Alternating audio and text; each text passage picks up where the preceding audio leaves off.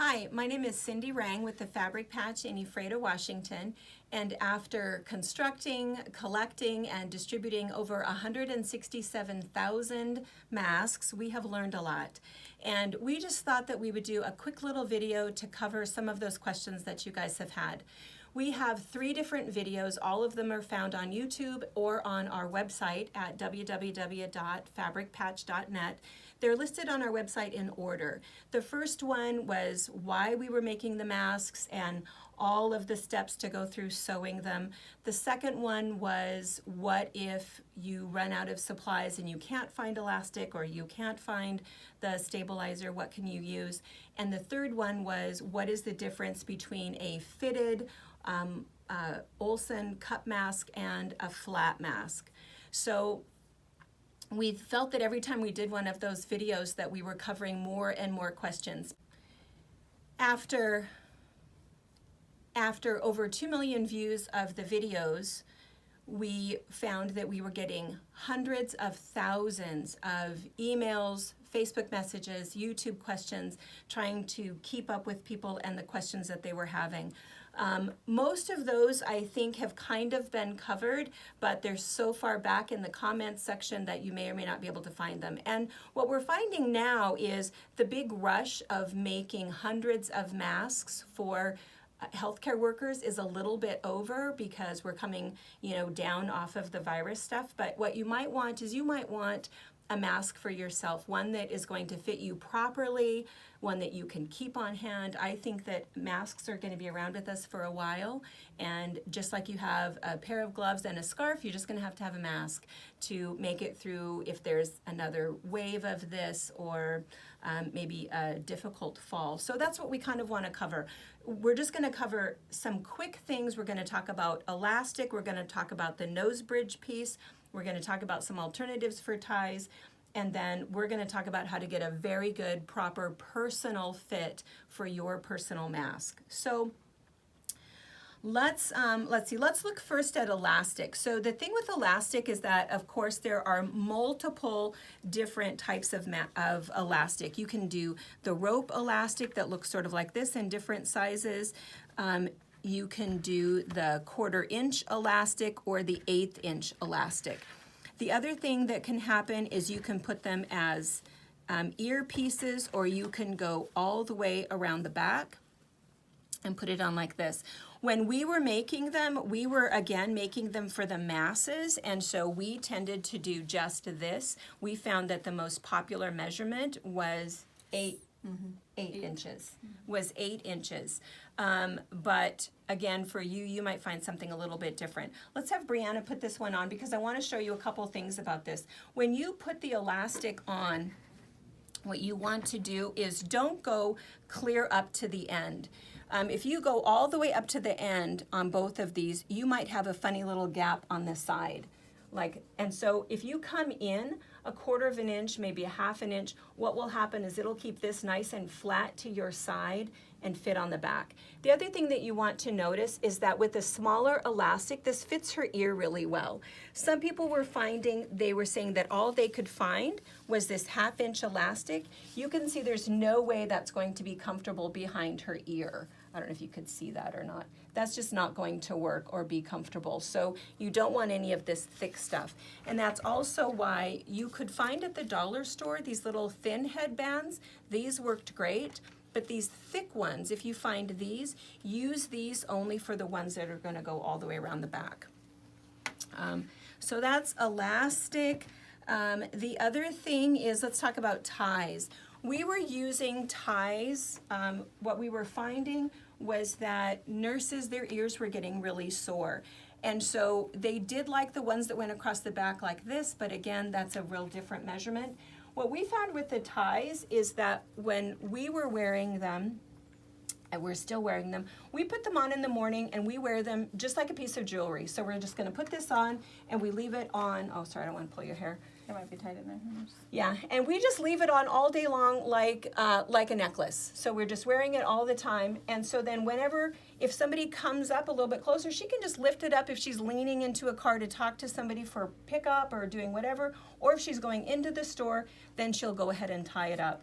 The thing when you tie it is you want it to come up over the top of your ears. And if you happen to have a bun, it'll stay really nice on the top and fit perfectly there. So that's how you'll tie that on.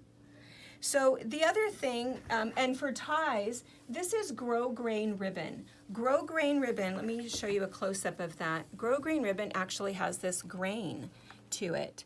And so this is very washable stuff. So you can use this kind of ribbon, but you don't want to use silk ribbon or organza ribbon. That stuff isn't going to hold up in the washing. The other thing is, of course, just fabric ties. It takes a little bit more work, but it looks really nice and works really well. The other thing you can use as ties, something that's super comfortable, is t-shirt material. You can cut up a knit t-shirt. You can cut up Lycra. You can go find some little girls' tights and cut those up, and it works perfect because what happens, if you do a little close-up of this, what you can see is, there is a raw edge there, but it doesn't continue to fray. It just kind of curls. So this is a nice 1-inch piece. You can put that in there, and it's also very soft. It's a little bit stretchy. So this is t-shirt. This is t-shirt. This is the Lycra. And again, this is nice and stretchy. So Brianna, if you put that one on, so you can see that this, the nurses are liking these a little bit better because they fit a little bit better. You know, and they just stay up over the back, and they're not bugging their ears. But again, it has to be stretchy. Same idea, you can put them as earpieces as well. And see how stretchy that is? And again, super, super soft. So there's different options for that. And again, when you put that in there, just make sure that when you tuck it in, because when you make your mask and you turn it right side out, you just leave that open, and then you want to just tuck that in and then top sew over the top. One other thing I want to mention is that whether you're doing, whatever you're doing for your elastics, if you're doing elastics, they need to be the same size. So these two, you can see that that's a different size. And even if I clipped this off and it was the same size, if I tucked one in, you know, a 1/2 inch and the other side in only 1/4 inch or whatever, and it's different, it will be super uncomfortable. So if somebody is putting this on and one side is bigger than the other one, it's just going to fit crooked on their face a little bit. And so you do want to make sure that that's even, so that when you look at this, you can see that that's the same size elastic. Does that make sense? All right. Another option for ties is Paracord. The Paracord has worked really well. It's very durable. It washes great. But we want to show you something that we learned with Paracord. And that is that you have to burn both ends. So what we did with this is we burned the ends when we were done.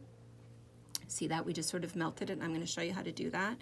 But when we sewed it in there, all we did was we just tucked it in there and we sewed across it. We didn't realize that you need to burn both ends.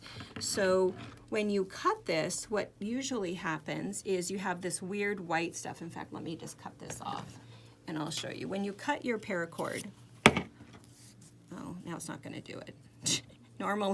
Normally it just acts all kinds of crazy and you get all of this white stuff all over the place, and you think, well, if you're just going to tuck it in here and sew it, it's going to sew everything closed. Well, that doesn't happen. This is what happens, is it just kind of spreads all out. So what you do is you grab a hold of the black part and you just pull it.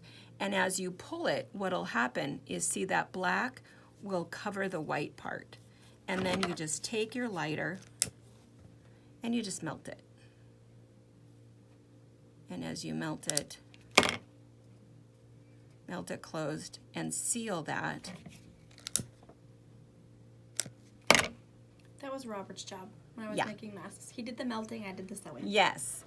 And now this is all sealed, and you want to do that on both ends. So you want to do it on the end that you tuck into your mask so that this doesn't happen.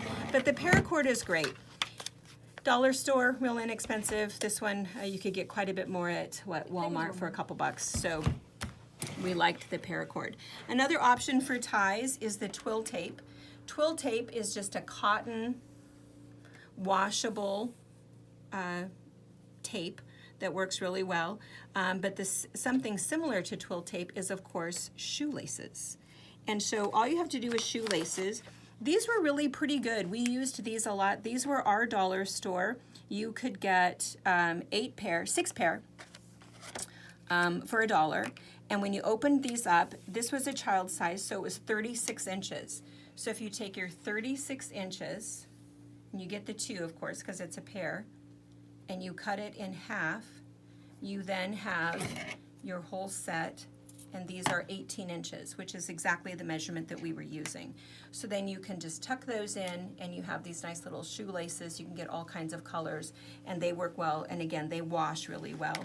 And the shoelaces, again, you know, what would this end up being? 15 cents each versus Twill Tape is 40 cents a yard. So, but again, if you're not able to find this, the shoelaces worked really well. Let's see. We also wanted to cover the nose pieces. This was another thing that we had lots and lots of questions about, was the nose pieces. So on a regular mask, this nose piece, what this is important for is for that seal. You want to wear a mask that's going to fit all the way around. And that was the reason, you know, with these, that we weren't making these. So when we first started making masks, it was the first part of March, and what we wanted was to make a mask that would work well for nurses, first responders, people who were essential, people who could not stay home. And so that was why we were making this form of a mask. And then I think maybe 2 weeks after we started making the masks, they came out with the 1,000,000 mask effort to try to make enough for the hospitals. And this is what they asked to make. And so there was all kinds of confusion. Well, is this better? Why is the hospital asking for this? The reason that they're asking for this, and I think they're asking again now that elective surgeries are back on, is because they give these to patients. So I think I used the term disposable, but I didn't mean disposable. I just mean that the hospital has a whole bunch of these, and anybody who walks into the clinic, into the hospital, into anywhere, they give them this and say, you need to put this on in order to be here. So you weren't making them for the nurses, you were making them for, you know, Joe off the street. And so I didn't really mean disposable, I just meant you know, not for first responders. But again, they're asking for these again. So there is still a place for those rectangular masks. What we wanted was a mask that would fit properly and seal all the way around. And so part of that involves the piece to close off the nose bridge. So for this piece, this measurement is 3.5 inches, and we found that that was really the right measurement. And in our first video, we told you to use an aluminum baking pan. The reason that we did that was because we were thinking we were going to be making masks for the masses, and we wanted to get something that was readily available. And if you couldn't find toilet paper in the store, you weren't going to be able to find other products. And so we thought an aluminum baking pan was something that was nice and simple. What we have learned, however, after thousands of masks, is that not all aluminum baking pans are created the same. The dollar store ones, if you can hear that, paper thin, super, super thin. So even if you fold this 3 times, this is not, it'll work fine, but it's not going to last. It's going to break.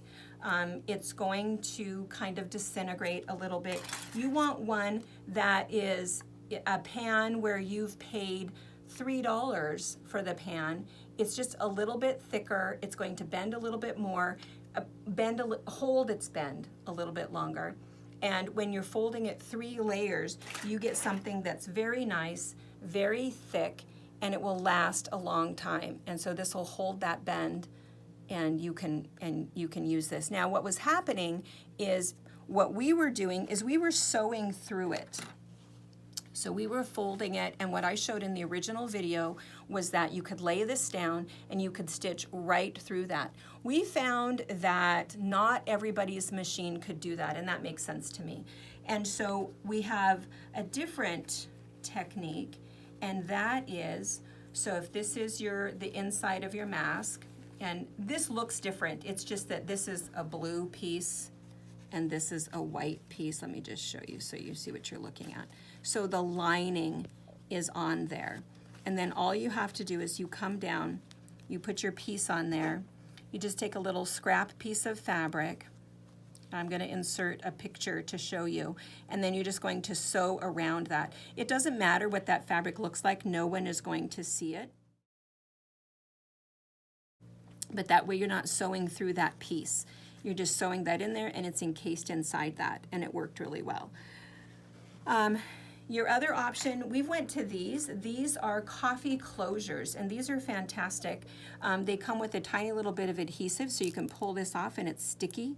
So it'll just stick down until you sew it down. These happen to be 7 inches, so we were just cutting them in half, and then we have our perfect 3.5 inch piece. Another option, these were kind of fun. These worked pretty well. These are just your little hair clips, and if you just cut that little piece out, these stayed down really well.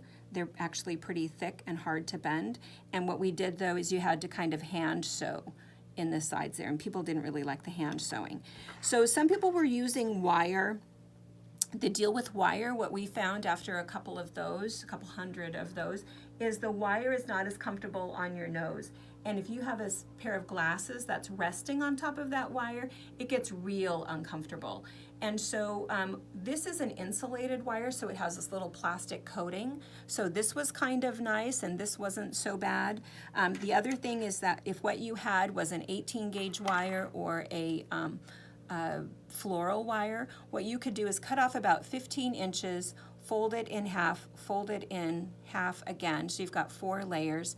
Take these and twist these all together so that you have this nice thick wire, and then take a piece of batting, and this is just a fusible batting, a piece of fabric, something that you're just going to go ahead and wrap this up in. And I actually just used some hot glue, glued this whole thing together, and then I had this nice, soft, cushioned wire piece that, again, would last. You just have to make sure that the wire that you choose is a washable, well, I don't know that any wire is washable, but you want to make sure that it's not going to rust. So make sure that you've tested that. So that's the nose piece, the ties, all of the tie options. So the other question that we got thousands and thousands of times was, what about the seam that goes through the center of the mask? So if you have a seam down the center, people are worried that through these holes that the virus would sneak in through those holes and that there would be a problem. There is a different version of it. It just wasn't the one that we picked. And what you could do is you could cut this and you end up with this part is kind of on the fold, and then this part is open, and so then you just put a dart in there. You could do that, but I felt that that was very cumbersome because instead of sewing one seam, you were putting a dart here, and then on this side, a dart, and those all had to be the same size. We knew there was going to be a lot of beginning sewers, and so we felt that that was a little bit cumbersome, but if that's important to you, it does alleviate that center seam. But I wanted to show you what I kept explaining to people is that we nestle the seams. So if you can look up close, I'm going to show you what that means, and I feel like I have to put my glasses on for this. So what that means is, so here's my inside that has my nose piece on it, here's my outside, and so this seam is going this way, this is going this way. And so all of these holes are covered by these 2 layers. All of these holes are covered by these 2 layers. I'm going to nestle that together so that everything is blocked. So when I start sewing, I'm just going to go ahead and sew right over that. So does that make sense? So then all of those are blocked. All of the holes are blocked by all of those layers. So that was what we decided. But the other thing too is ultimately when you decide your pattern and your fit, you want to decide on the fit and the pattern that works best for you. And so that's the last thing that I want to talk about is the pattern. Now that you are possibly done making all of the masks for all of the nurses, the first responders, the firemen, the policemen, Again, I think that everybody in the family should have a mask that fits you properly. So this was the pattern that we were using. Oh, I don't know if I have one sitting here, but it's on our website, and we were using the pattern from Craft Passion. We just like it. We like the fit of it. We like the way that it cups. And we've made, again, thousands and thousands and thousands using this pattern. But I met a new friend, Jesse from Atlanta, and Jesse is an engineer, and he bought a sewing machine. He had never sewn before, and he wanted to make masks for his mom, his friends, his neighbors, and he was stuck at home, so he thought he could figure it out. So he watched our video, liked it, but he couldn't quite get it to fit properly. He found that there was a bit of a gap. Brianna, maybe I'll have you up here again. Put on, I don't know, put on one of these. Put on this one again. So, and again, you know, there was 4 different sizes, but it wasn't something that would necessarily be a personalized fit. And this one actually fits her really well. So go ahead and clamp your nose up there at your nose bridge. So again, what you're looking for is you want to make sure that this fits properly and that this seal is all the way here, here, and across the bottom. And he felt that he wanted it to fit snugger down underneath his chin, but he also wanted it to be tighter here, and he felt that this rode up on his eyes a little bit too much. So what he did was he took basically the same idea and he just brought this down farther. The other thing that he did is he made this fit a little bit different on the side. So Brianna, I'll have you put that on. So we've added this to the website. So, and he also has 8 different sizes. He wants you to do a measurement, and Brianna is putting on, this one fits me perfectly. It fits her just a tiny bit small, but you can't hear me if I put that on. But what you do is right where your glasses would fit, you take the measurement from here, and you're going to come over to the edge right here in front of your ear, and you're going to take that measurement. And then you're going to take it from here and come down to just below your chin and take that measurement. And he has the size on here, if that's 4.5 inches, if it's 4 3/4 inches, if it's 5.5 inches, whatever that measurement is. So if you have a beard, if you have a larger nose, if you have a wider face, if whatever you have. So what's happened is a couple things. So for one thing, this fits down a little bit more. He took a little bit deeper cut here. She has a nice good fit here. Tip your chin up. And she has well, and again, this is my mask, but it fits perfectly and it comes down. Her chin is here, so it's going to come down a little bit farther past your chin. And then on the side here, this is just fits a little bit better because it comes up, and so it's nice and snug here. So it's and it pulls away a little bit, so that what people were saying is that this mask, this doesn't have elastic on it, but when you hold this, if this is too close to your face, they felt like they couldn't breathe and it was a little bit hot. And so this is just, I'm gonna put my fingers up here. There's just a little bit of breathing room there. So it's kind of nice and it just fits really well. I'll put this one on. So see, that fits super snug. And again, if you're a nurse, you're used to this. Nurses are used to N95s, which after 20 minutes, it's hot in there. And they're used to that. It's kind of no big deal. The lay person who's trying to make it through Walmart with their mask on, this is uncomfortable. So this is a little bit better. It gives you just a little bit more room. It's not sucking in and touching your face while you're talking. Works really well. So anyway, we really like and appreciate Jesse's design. So we've added these as options to the website. It's just a free download. It's worked really nice. One last thing that I want to cover, and that's the washability. So my mask, this was the original mask in the original video. This mask has probably been washed 40? Easily, 40 times. Still looks great. Still looks great. It still is good, but I'll tell you, the thing is that I don't put it in the washing machine. We tell you that you can throw it in the washing machine, throw it in the dryer, everything is fine. But, you know, just like when you buy a sweater and you buy a blouse, it looks beautiful at first, but after you've washed it for a couple years, it doesn't look quite the same. So it's the same with your mask. So what I do with my mask is every night I go into the kitchen, a little bit of soap in my hands, warm water, and I just hand wash it, hand agitate it, wash it really good, wash both sides, and then rinse it really good, and then I just leave it out on the counter to air dry. I do that every single night, and it works fine, and it still looks great. And even if I want to give it a little iron and a little press, it would look pretty much brand new. So hand washing is kind of a key. And then I want to talk about Oli, just answer one other little question. People have been concerned because there is a little public announcement that says that it will cause cancer. Here's the deal. It has plastic in it. It's basically plastic fabric. If polyester and plastic had a baby, they would have polypropylene, and that's what this is. So if you eat it, you could get cancer. If you melt it and ingest and inhale those fumes, you could get cancer. But if you put it against your skin or breathe through it, it's not going to cause cancer. So just don't eat it. And it's the closest thing that we could find to surgical sheeting. This is surgical sheeting. This stuff is plastic fabric. It's 100% polypropylene, and it works really, really well. There is no right or wrong side to it. If you look at it, one side is kind of bumpy and one is smooth, but it doesn't matter. It's just pressed and formed.